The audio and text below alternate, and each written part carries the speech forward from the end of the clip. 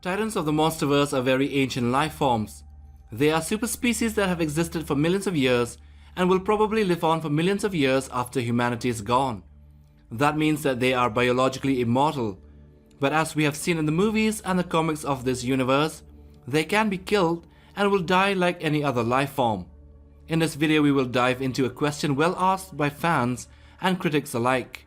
Can nuclear weapons kill the Titan super species?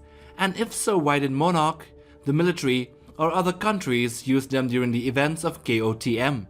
And if nukes cannot kill them, then why not? Let's get down to this theory. The Monsterverse Titans, however, are so different from each other and each possess a set of unique powers that are not seen in the other ones. So the question is, if a nuclear weapon would be able to kill them, it has to go on a case-by-case basis. We have to find out. So one thing we all know for sure is that these Titans are immune or unaffected by gunfire and smaller weapons, but some of them might be hurt by missiles or tank and artillery fire. But aside from the skull crawlers, which are very small, the other Titans cannot be killed by conventional weaponry. There is another thing that is a hard fact, and that is Godzilla cannot be killed or harmed by nuclear weapons. In fact, he thrives on such things, which is why he must have thought that modern humans were allies. After all, he was reawakened by the Hiroshima and Nagasaki bombings, and all those US nuclear explosions in the sea did nothing but feed him more energy. In here we will be assessing the Titans against tactical and lesser megaton-sized nukes. So here we will discuss 10 of these Titans aside from the G-Man himself, and see whether or not they can survive a nuclear blast. Number 1. Rodan. Also dubbed as Titanus Rodan or the Fire Demon, this incarnation of Rodan has a larger wingspan as compared to any of his previous incarnations. His physique overall bears strong resemblance to a bird of prey. Rodan possesses an internal volcanic combustion system causing him to radiate heat, and the temperature of which can reach up to 1200 degrees Celsius.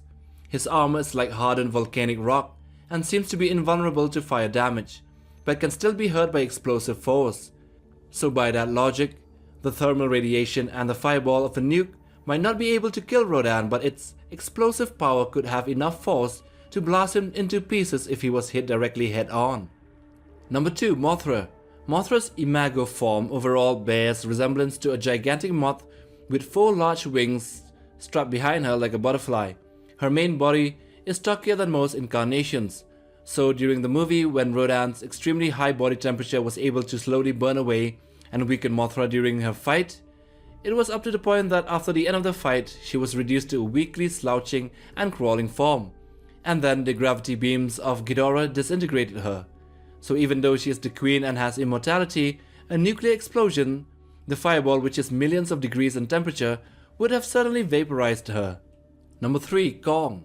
Kong species are naturally born without armor, so unlike Godzilla, who has incredibly thick scales that make him resist attacks from enemies, Kong is more susceptible to injury, as shown when the rotor blades of one of the helicopters graze his palm, also suffering severe wounds to his arm from the helicopter gunfire rounds, and also being half scorched alive by napalm fire. But we really don't know about 2021 Kong and how durable he is now, but going by what we have now, Kong and his species would be easily killed by a nuke, and even a tactical or a nuclear artillery shell could kill the ape. Number 4. The Shinomura. The Shinomura was a massive winged insect-like monster with blue scales and black membranous wings. Its body was long and serpentine, ending in a sharp scorpion-like tail. This Titan is literally the only recorded kill by the US military by using a nuclear device. Despite its affinity for radiation, which serves as its resource for its regenerative processes, the Shinomura seems to lack the capacity to withstand the blast of a nuclear warhead, as it was obliterated under such circumstances. There were 2 of them actually. The other Shinomura was killed by Godzilla's atomic breath. Number 5. The Behemoth. The Behemoth resembles a prehistoric ground sloth, with large, curved tusks resembling those of a mammoth, knuckle walking in a way reminiscent of that of a gorilla. In the novelization of Godzilla King of the Monsters, Behemoth's fur essentially is fireproof, as fire cannot burn on it. Very little of the heat from the fire and the military's attacks affected Behemoth's skin, which makes it merely a nuisance for it. This makes Behemoth very durable, and also maybe one of the few Titans that can actually survive a nuclear weapon. although he might need quite a lot of time to recuperate later on. Number 6. Cilla. Cilla is a giant armored cephalopod. She also has a plated shell with 10 tendrils and a pair of black eyes and 6 bony legs. It has the ability to abandon its shell and burrow into a rock face or use cobbled together parts of sunken battleships as replacement exoskeletal armor until she can grow a new one to protect her tender invertebrate muscle tissue. Her liquid nitrogen emissions and extremely hot armor could give her a very good chance at surviving a nuke, and she could very well abandon the old shell later on and grow a new one, as it would become scorched after the explosion. Number 7. The Mutos.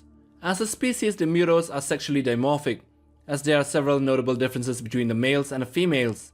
They are also known as Titanus Jinshinmushis. The male of these species are relatively more fragile than the females, and both of them feed on radiation. They can also emit an electromagnetic pulse that kills everything electrical within miles and also reduce the power of Godzilla's atomic breath. Radiation seems to be their strong point, but then the military was planning to kill them both using a megaton-sized bomb, which might actually kill the more susceptible fragile male and gravely wound the stronger female. Getting the nuke to where they are is the problem.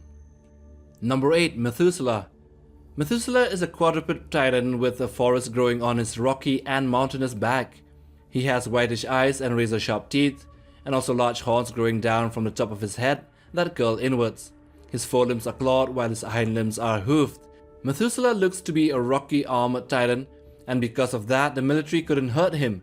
So by assessing this, even though a nuke might do him a lot of damage, his tough armor would protect him and he might survive. But that mountain on his back would be gone with the wind. Number 9. The Muto Prime. The ancient Japanese gave her the name Jinshinmushi, or the earthquake beetle, due to her ability to create earthquakes and her beetle-like appearance. Monarch names her the Muto Prime due to her being larger and more powerful than the regular Mutos. Unlike the other Mutos, the Muto Prime has a hardened tank-like outer shell with sharp spires on her back. She was actually able to survive a nuclear pulse by Godzilla and was only killed by being stomped on her head by the G-Man. This shows that a nuclear weapon could very well not kill the Titan. Number 10. Ghidorah. This is what we have been waiting for. Can nukes kill Ghidorah? In KOTM we saw him unhurt by the Oxygen Destroyer weapon, but let us reiterate that the Oxygen Destroyer was not a nuclear weapon. Its mode of attack is to suck out all the oxygen. As Ghidorah was from space, the oxygen wasn't really a part of his biology, and therefore he wasn't hurt. Nukes, however, are a different story for this Titan.